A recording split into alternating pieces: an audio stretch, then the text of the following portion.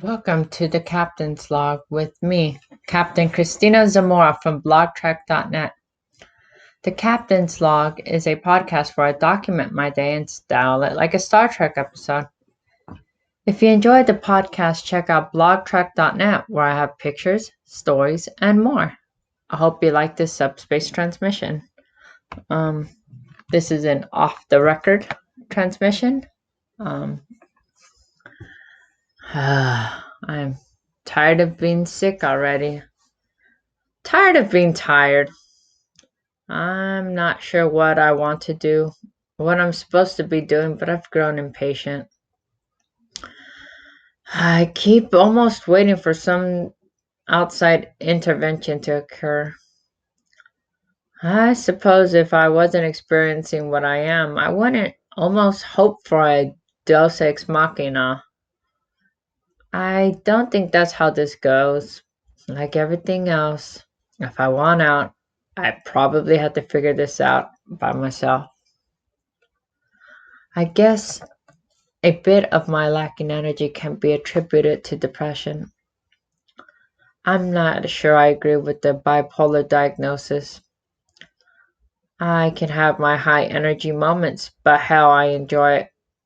I think the manic phase is only an issue if you lose all concept on reality, something I don't think I can lose. I guess I avoid medication because I don't want to become zombified.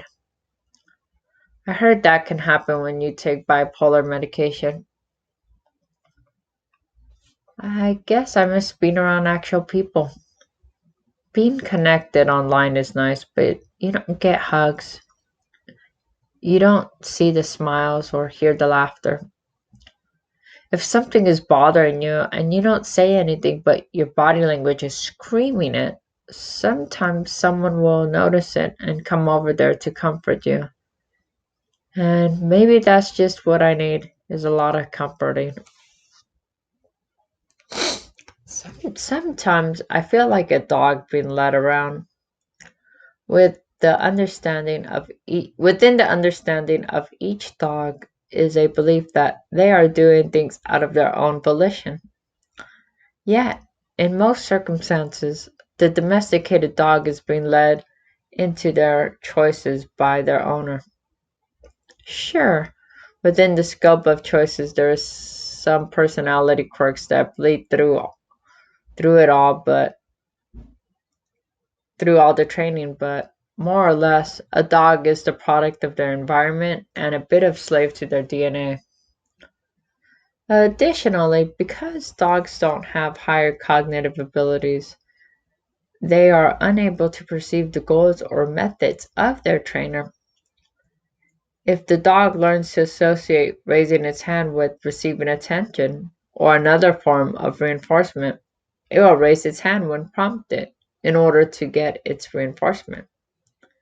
An intelligent trainer will understand the breed and animal psychology in general based on the accumulated knowledge and use it to get the dog to do what it wants, while the dog no doubt believes it's controlling its environment to achieve its aims, without truly understanding that the raising of its hand is a conditioned response that was created to humor the owner. Throughout most of my life, I believed that I had full autonomy to choose what I wanted in order to achieve my aims. I believed that all I had to do was acquire adequate information about my environment and adjust accordingly to get my reward. I guess you could say I believed in free will and that the future was unwritten. It's been rather jarring for me to learn that the scope of my free will is rather limited and being guided externally.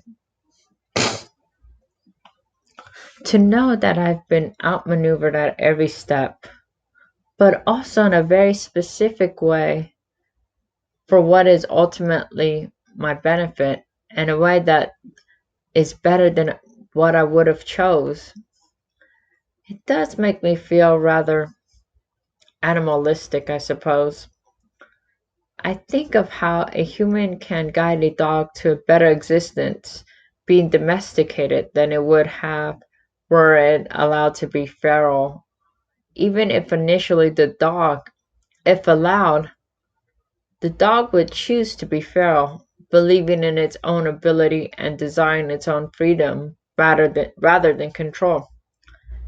And knowing what I know now, I guess despite the rigors of training, I choose to be domesticated once more, which is somewhat of a disturbing idea, but an honest answer. I sit here wondering if it all went away, how would I feel? I wanted the truth, and now I think I have a decent grasp at it. I'm sort of upset at what I found. I suppose it's better than the nihilistic reality I thought was real. I should be grateful. I have thirsted for truth for so long.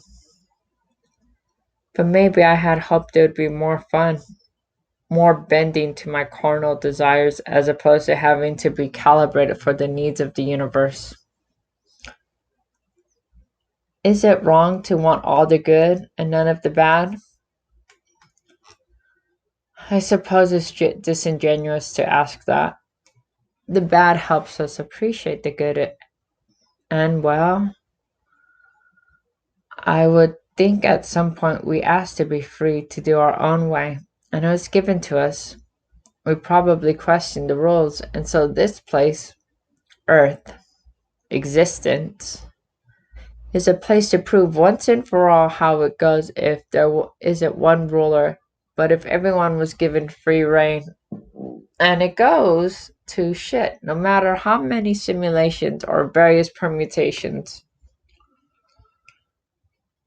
Given a different environment, genetic makeup, education, etc., I would undoubtedly eventually run my own planet into the ground without certain guiding principles and consequence.